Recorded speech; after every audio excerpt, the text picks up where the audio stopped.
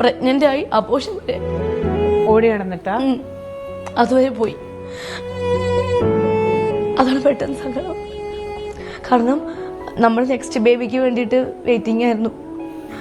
എല്ലാവർക്കും നമസ്കാരം. ഇന്നലെ മുതലേ അതില് ലക്ഷ്മി നക്ഷത്രയുടെ ചാനലില് അനുമോളുടെ ഒരു ഇന്റർവ്യൂ വന്നിരുന്നു. കണ്ടിരുന്നോ എന്ന് പറഞ്ഞുകൊണ്ട് ഒരുപാട് പേര് മെസ്സേജ് അയക്കുന്നുണ്ട്. സത്യം സന്തോഷമുണ്ട്.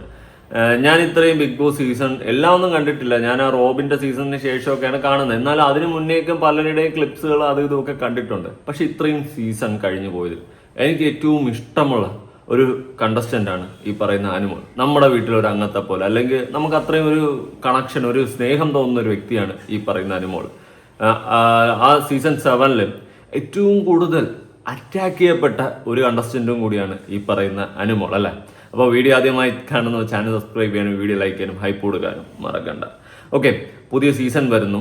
പക്ഷെ ഇന്നേ വരെ അവിടെ നിന്ന് പുറത്തിറങ്ങിയതിന് ശേഷമോ അല്ലെങ്കിൽ അതിൻ്റെ അകത്തിരുന്നു കൊണ്ടോ ഒരാൾ ആവശ്യമില്ലാണ്ട് കുറ്റം പറയുക, അല്ലെങ്കിൽ ഞാൻ ശരിയാണ് ബാക്കി എല്ലാവരും തെറ്റാണ്, ആ ഒരു പാറ്റേൺ പിടിക്കുക ഒന്നും ചെയ്യാത്ത ജെന്യുവനായിട്ട് നിന്ന് കളിച്ച ഒരു കണ്ടസ്റ്റന്റ് ആണ്, അല്ലേ? അവളവിടെ സത്യം പറഞ്ഞ ഗെയിം കളിക്കുകയായിരുന്നോ അതോ ജീവിക്കുകയായിരുന്നോ എന്ന് ചോദിച്ചു കഴിഞ്ഞാൽ ജീവിക്കുകയായിരുന്നു എന്ന് തന്നെ പറയേണ്ടി വരും. അത്രയും ജെന്യുവനായിട്ടാണ് ബിഗ് ബോസിൽ അനുമോൾ നിന്നിട്ടുള്ളതായിട്ടാണ് ഞാൻ മനസ്സിലാക്കിയിട്ടുള്ളത്. പിന്നെ അവൾ കരയുമ്പോൾ അത് അഭിനയമാണ്, പിന്നെ കരച്ചിലോളെ അവൾക്ക് ചങ്കൂറ്റം ഇല്ലാത്തതുകൊണ്ട് ധൈര്യം ഇല്ലാത്തതുകൊണ്ടാണ് അവൾ കരയുന്നത് എന്നൊക്കെ പറഞ്ഞ് പല രീതിയിലുള്ള ആക്ഷേപങ്ങളും അവൾ കേട്ടിട്ടുണ്ടായിരുന്നു.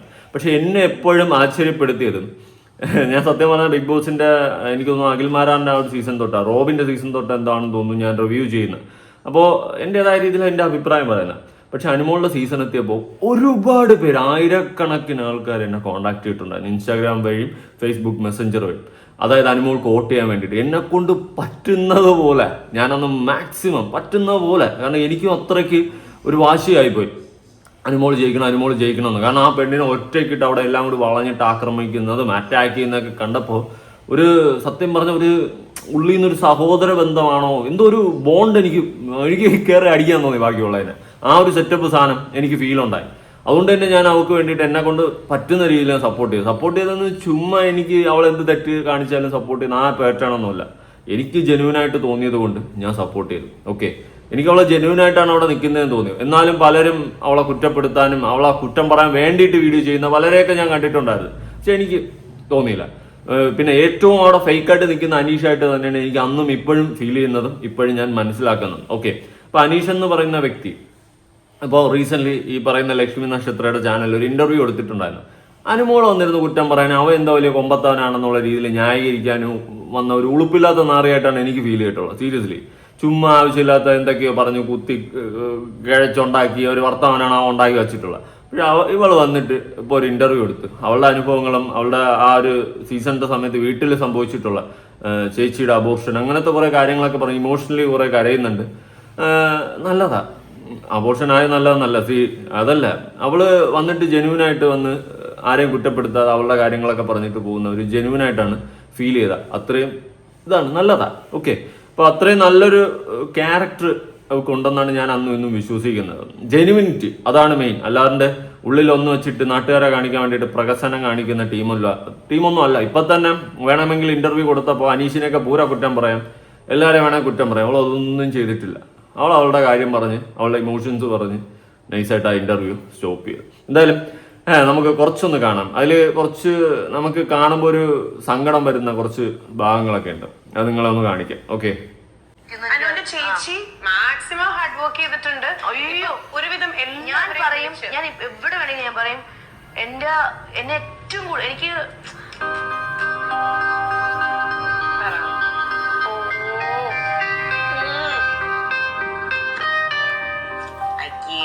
കറിയില്ല എന്ന് പറഞ്ഞിട്ടല്ലേ വീണ്ടും ഞങ്ങള് ബിഗ് ബോസ് ചെയ്യണ പോലെ ഇങ്ങനെ കരയരുത്.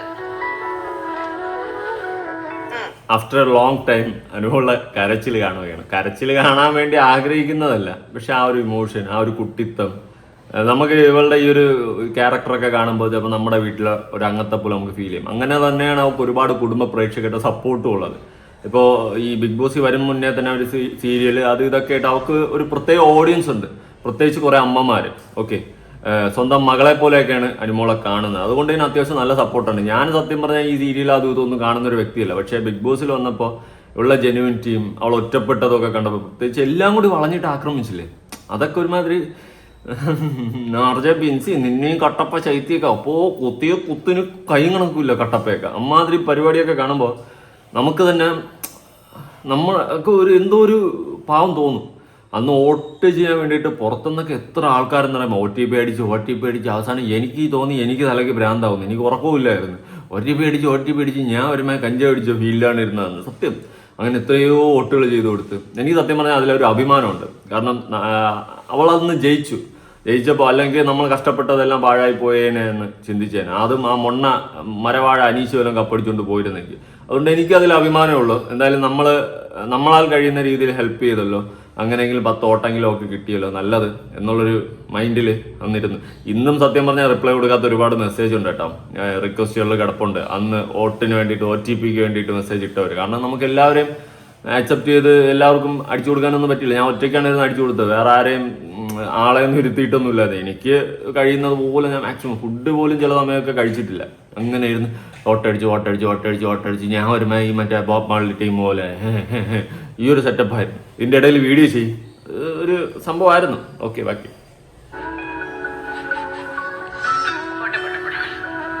സന്തോഷം കൊണ്ടുള്ള കരച്ചിലത്. അതെ.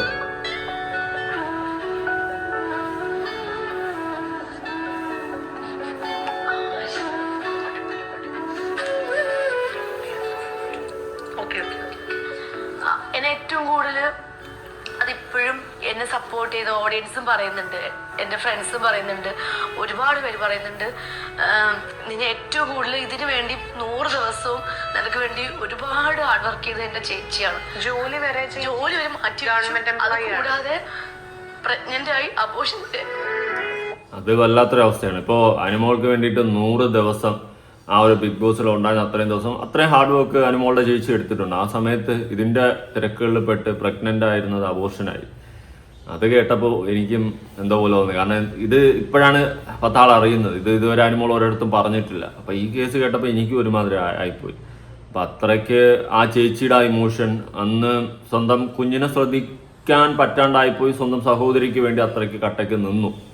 ആ ഒരു ടൈം കേൾക്കുമ്പോൾ തന്നെ എന്തോ പോലെ തോന്നി. കാരണം ഒരു കുഞ്ഞുണ്ടാവുക എന്ന് പറയുന്നത് ഒരു ചെറിയ കാര്യമല്ല. അപ്പോൾ അത് വേറൊരു നമ്മളെ സഹോദരിക്ക് വേണ്ടി നിന്ന് ആ കുട്ടി നഷ്ടപ്പെടുന്ന അവസ്ഥ അത് വല്ലാത്തൊരവസ്ഥയാണ്. ആ കുടുംബത്തിന് എന്നും അതൊരു തീരാത്ത വിഷമം തന്നെയാണ്. ഇപ്പോൾ അനുമോൾ തന്നെ ഇരുന്ന് കരയുന്നുണ്ട് ആ കേസ് പറഞ്ഞിട്ട്. അവരൊരുപാട് പ്രതീക്ഷയോട് കൂടിയൊക്കെയാണ് ഒരു കുഞ്ഞ്, ഇനി ആ കുഞ്ഞിൻ്റെ ജനനം, അങ്ങനെ പുതിയൊരു അംഗം, അതൊക്കെ ആലോചിച്ച് വളരെ ഇമോഷണലി കണക്ട് ആയിട്ടിരിക്കുന്ന സമയത്താണ് ബിഗ് ബോസ്. പിന്നെ അതിൻ്റെ പിറകെ അനുമോൾക്ക് വേണ്ടിയിട്ട് ഓടി വോട്ട് പിടിക്കാനൊക്കെ എനിക്ക് തോന്നുന്നു പല സ്ഥലങ്ങളിലൊക്കെ പോയെന്ന് തോന്നുന്നു അല്ലേ. അങ്ങനെ എന്തൊക്കെ ഞാൻ ആ സമയത്ത് കേട്ടിട്ടുണ്ടായിരുന്നു. അപ്പോൾ അങ്ങനെ സ്വന്തം സഹോദരിക്ക് വേണ്ടി നിന്ന് സ്വന്തം കുഞ്ഞിനെ നഷ്ടപ്പെടുത്തേണ്ടി വന്ന ഒരു ചേച്ചിയാണ് അവിടെ നമുക്ക് കാണാൻ സാധിക്കുന്നത്. വല്ലാത്തൊരവസ്ഥയാണ്. ഓക്കെ, അന്നും ഞാനൊന്നും പറയാനില്ല ചില സാധനങ്ങളെ പറ്റിയിട്ട്. പിന്നെ പഴയത് കുത്തിപ്പൊക്കി എന്നാവും. അതുവരെ പോയി. അതാണ് പെട്ടെന്ന് സങ്കടം. കാരണം നമ്മൾ നെക്സ്റ്റ് ബേബിക്ക് വേണ്ടിയിട്ട് വെയിറ്റിംഗ് ആയിരുന്നു.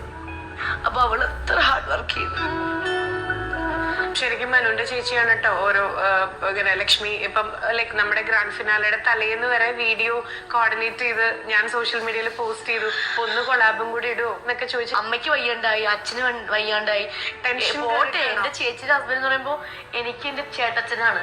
അച്ഛന് എനിക്ക് ഈക്വലാണ് എന്റെ ചേട്ടൻ എന്ന് പറയുന്നത്. പുള്ളി വരെ ചേച്ചി പറയാ ചേട്ടൻ കരയുന്നത് ചേച്ചിയുടെ ലൈഫിൽ കണ്ടിട്ടില്ല എന്ന്. ചേട്ടൻ വരെ കരയുന്നത് ഞാൻ കണ്ടു സത്യം പറഞ്ഞു കഴിഞ്ഞാല്. അപ്പൊ ചേട്ടൻ എന്താ പറയുന്നത്, അവക്ക് ഇങ്ങനെ അബോർഷൻ ആയപ്പോ പോലും ചേട്ടൻ കരഞ്ഞിട്ടില്ല.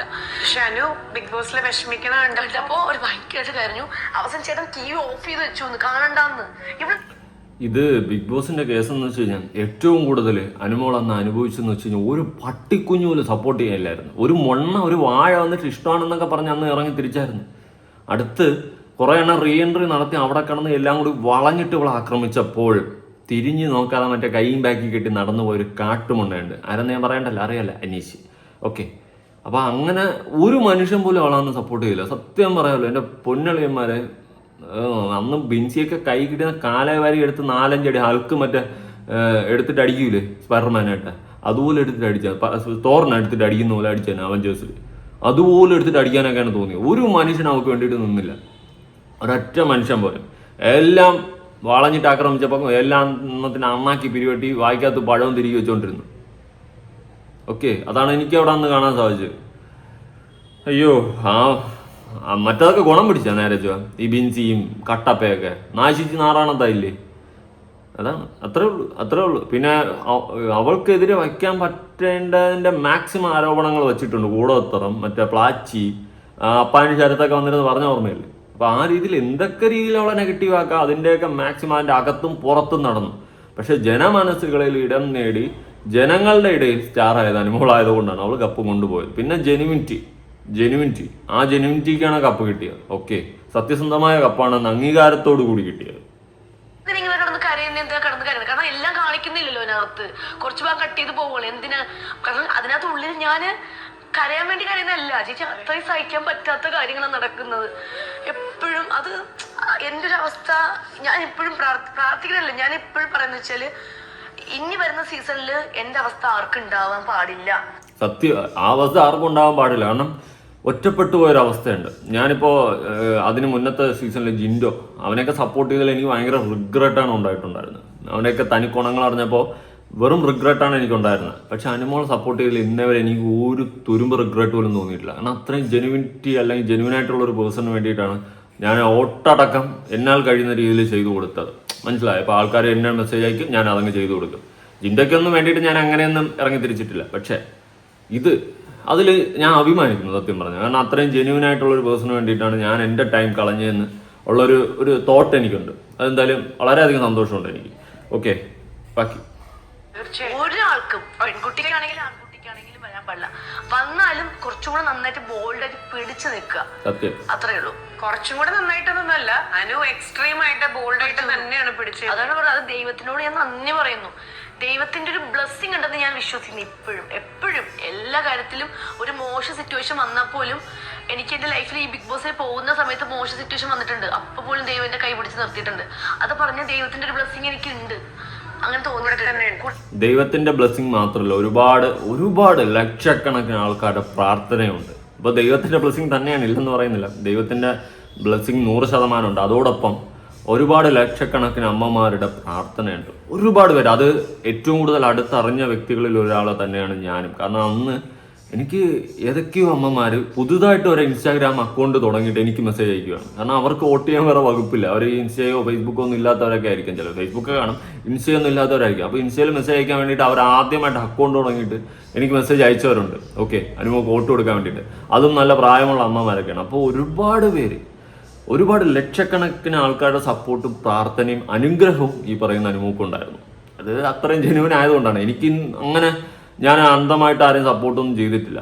പ്രത്യേകിച്ച് ജിൻഡോയുടെ കേസിൽ സപ്പോർട്ട് ചെയ്തിട്ടുണ്ട്. പക്ഷെ വോട്ടൊന്നും പിടിച്ചു കൊടുക്കാൻ ആ പരിപാടിക്കൊന്നും നിന്നിട്ടില്ല. പക്ഷെ ഇവർക്ക് വേണ്ടിയിട്ട് ഒരു മോണിറ്ററി ബെനിഫിറ്റും ഇല്ലാണ്ട്, അല്ലെങ്കിൽ എനിക്ക് ഈ അനുമോളായിട്ട് ഒരു കോണ്ടാക്റ്റോ അവരുടെ കുടുംബമായിട്ടൊരു കോണ്ടാക്റ്റോ ഒന്നുമില്ല. പക്ഷെ എൻ്റെ മനസാക്ഷിക്ക് എൻ്റെ ഒരു പെങ്ങൾ അവിടെ ഉണ്ടായിരുന്ന ഈ അവസ്ഥയിലായിരുന്നെങ്കിൽ ഞാൻ എന്ത് ചെയ്യും പുറത്തിരുന്ന്? അത് തന്നെയാണ് ഞാൻ ചെയ്തോളൂ. ഓക്കെ, നമ്മള് പറഞ്ഞു വന്നത് ചേച്ചി വീഡിയോസ് ചോദിക്കുന്ന സമയത്തൊക്കെ കൊടുക്കാൻ ഭയങ്കര മടിയും ഉള്ളവര് കുറച്ച് ആർട്ടിസ്റ്റുകളുടെ മടിയുണ്ടായിരുന്നു. പിന്നെ ഞാനത് അവരുടെ ഇഷ്ടമാണല്ലോ കൊടുക്കണോ വേണ്ടെന്നുള്ളത്. പോകുന്നതിന് മുന്നേക്കെ ഫുൾ സപ്പോർട്ട് ഉണ്ടാവട്ടെ, ഫുൾ സപ്പോർട്ട് അങ്ങനെയൊക്കെ പറഞ്ഞു. ആർട്ടിസ്റ്റുകൾ കാരണം എന്താ അറിയുമോ, അവള് ജയിക്കോ തോക്കോ എന്നുള്ള കാര്യം അവർക്ക് അറിയില്ല, ഡൗട്ടാണ്. അപ്പം ഇനി അടുത്ത് അതങ്ങനെയാണ്. കൂടെ നിൽക്കുന്നവർ ഒരുപാട് പേര് കാണും.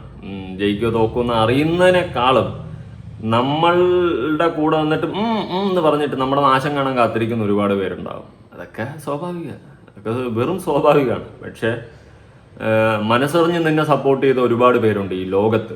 ഓക്കെ, അവർക്ക് വേണ്ടിയിട്ട് അല്ലെങ്കിൽ നിനക്ക് വേണ്ടിയിട്ട് നിന്നവർക്ക് വേണ്ടിയിട്ട് നീ നിൽക്കുന്നുണ്ടെങ്കിൽ അതിലൊരു ക്വാളിറ്റി ഉണ്ട് അനുമോളെ, ഉള്ള കാര്യം.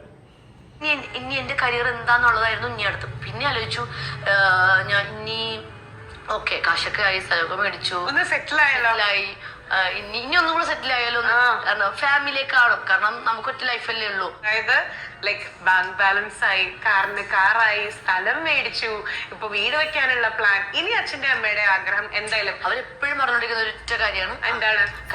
കല്യാണം. അനുവാണെങ്കിൽ എപ്പോഴും പ്രേക്ഷകരുടെ അടുത്ത് ഏത് ഇനോഗ്രേഷന് വല്ലതും പറയും അടുത്ത മാസം അടുത്ത ആഴ്ച എന്ന് ഞാൻ കള്ളം പറയുന്നത്. കല്യാണം എന്ന് പറയുന്നത് അത് ഒരു നിമിത്തമാണ് ഒന്നത്തെ കാര്യം സത്യം. അല്ലാതെ മൊണ്ണ അനീഷിനെ പോലെ ഏതെങ്കിലും ഒരുത്തനെ കെട്ടി ജീവിതം തുലയ്ക്കേണ്ടതല്ല അനുമോളെ. നിനക്ക് സമയമാകുമ്പോൾ നിനക്ക് ഓക്കെ എന്ന് തോന്നുമ്പോൾ കല്യാണം കഴിക്കുന്നത് തന്നെയാണ് ഏറ്റവും നല്ലൊരു കാര്യം. എന്തായാലും മംഗളാശംസകൾ. അടിപൊളിയായിട്ട് നടക്കട്ടെ, ലൈഫ് അടിപൊളിയായിട്ട് സെറ്റിൽ ആവട്ടെ. അവൾ തന്നെ പറയുന്നുണ്ട് കാശായി കാറായി എല്ലാം ആയി, സെറ്റിലായി, ലൈഫ് സെറ്റിലായി, എനിക്ക് ജീവിക്കാനുള്ളത് ആയി എന്നുള്ളൊരു മൈൻഡായി. അപ്പോൾ ഇനി ഒരു കല്യാണം, കുടുംബജീവിതം നല്ലൊരു കാര്യമാണ്. എല്ലാവിധ ആശംസകളും. അടിപൊളിയായിട്ട് ജീവിക്കട്ടെ. അത് ഞാന് പറയട്ടെ, നിമിത്തമാണ്. പിന്നെ നമുക്ക് ഇഷ്ടമുണ്ടെങ്കിൽ മാത്രമേ അങ്ങോട്ട് പോവാവൂ. കല്യാണത്തിനോട്ട് നമ്മൾ താല്പര്യം കാണിക്കാൻ പാടില്ല. അല്ല, എനിക്ക് ഇഷ്ടമാണ്. ഇഷ്ടമില്ലാത്തവരുണ്ടാവും, ഇഷ്ടമുള്ളവരും. അപ്പൊ എന്റെ കാര്യത്തിൽ നോക്കുകയാണെങ്കിൽ എനിക്കൊരു ഫാമിലി വേണമെന്ന് ആഗ്രഹിക്കുന്ന ഒരു വ്യക്തി. സാധാരണ ഒരു ആർട്ടിസ്റ്റ് ആകുമ്പോൾ കുറച്ചും കൂടെ കഴിയട്ടെ എന്ന് വിചാരിക്കുന്നതാണ്. പക്ഷേ നമ്മുടെ ഗ്യാങ്ങിൽ തന്നെ ഇപ്പൊ ഐശ്വര്യയുടെ ആണെങ്കിലും ഇപ്പൊ ശ്രീവിദ്യയുടെ ആണെങ്കിലും ആ കല്യാണം, ആ താലികെട്ടിൽ കഴിഞ്ഞ ഉടനെ അനു എന്നെ ഇങ്ങനെ നോക്കിട്ട് പറയും, ചേച്ചി ഇനി എന്ന് എന്റെ കല്യാണം ലിറ്ററലി ഐശ്വ കല്യാണം കഴിക്കണതിന്റെ ഒരു സന്തോഷം മനോനുണ്ട്. എന്റെ കയ്യിൽ ഇറുക്കി പിടിച്ചിട്ടാണ് ചേച്ചി എനിക്ക് എന്നാ അങ്ങനെ കല്യാണം കഴിക്കാൻ പറ്റുക, അത്രയും ആഗ്രഹിക്കുന്ന ഒരു കുട്ടിയാണ്. അതെ, കാരണം എന്തുകൊണ്ടാണ് എനിക്ക് കല്യാണം കഴിക്കാൻ ആഗ്രഹം എന്ന് വെച്ചാൽ, ഒരു ഫാമിലി വേണമെന്ന് ആഗ്രഹം എന്ന് വെച്ചാല് അച്ഛന്റെയും അമ്മയുടെയും ആ ഒരു ഇത് കണ്ടിട്ടാണ് എനിക്ക് വേണം. ബോണ്ട് കണ്ടിട്ട്, പിന്നെ അവരുടെ ഒരു കെമിസ്ട്രി അതൊക്കെ കണ്ടിട്ട്, പിന്നെ എന്റെ ചേച്ചിയും ചേട്ടന്റെയും കണ്ടിട്ട്, അപ്പൊ ഇവർ രണ്ടരെയും കണ്ടാണല്ലോ ഞാൻ വളരുന്നത്. അപ്പൊ എനിക്ക് സ്വാഭാവികമായിട്ട് എനിക്കും തോന്നും എനിക്കൊരു ലൈഫ്, അതായത് ഇനി അടുത്തൊരു ഒരു ലൈഫ് വേണം, ഒരു ഫാമിലി ആകണം. ഗുഡ് ന്യൂസ് അധികം പോയി കണ്ട് കേൾക്കാം.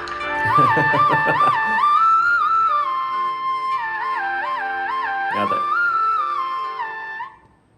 ഓക്കെ, ഗുഡ് ന്യൂസ് അധികം വൈകാണ്ട് കേൾക്കാം. എല്ലാവർക്കും കേൾക്കാം. കേൾക്കുമ്പോൾ കേൾക്കട്ടെ, ഞാനായിട്ടൊന്നും കേൾപ്പിക്കുന്നില്ല. ഓക്കെ, എന്തായാലും ഗുഡ് ന്യൂസ് എല്ലാവരും കേൾക്കട്ടെ അധികം വൈകാതെ തന്നെ. നല്ല കാര്യം. അതുപോലെ അടിപൊളിയായിട്ട് ലൈഫിൽ മുന്നോട്ട് പോവുക.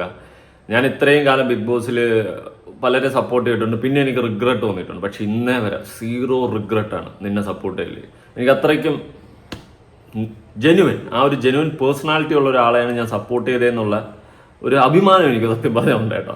നിന്നെ സപ്പോർട്ട് ചെയ്തപ്പോൾ എനിക്ക് ഒരുപാട് പേര്, എൻ്റെ ഫ്രണ്ട് സർക്കിളിലുള്ളവർ തന്നെ എൻ്റെ അടുത്ത് പറഞ്ഞിട്ടുണ്ട്, നിനക്ക് വേറെ ജോലിയില്ലേ, ഇവളെ സപ്പോർട്ട് ചെയ്യുക പറഞ്ഞിട്ടുണ്ട്.